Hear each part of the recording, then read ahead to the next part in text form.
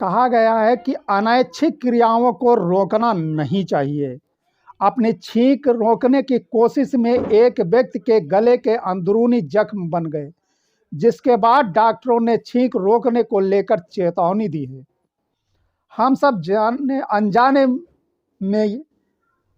जाने अनजाने या फिर दूसरे को सब भी दिखाने के कारण छींक आने पर अपने मुंह को हाथों या फिर कपड़े से ढक लेते हैं, जबकि डॉक्टरों की सलाह है कि ऐसा करना नहीं चाहिए।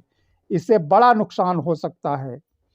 डंडी यूनिवर्सिटी के डॉक्टरों का कहना है कि छींक आते वक्त अगर व्यक्ति अपने मुंह और नाक को बंद कर दे तो इस कारण श्वास नली में ऊपर के हिस्से का दबाव 20 गुना तक बढ़ जाता है।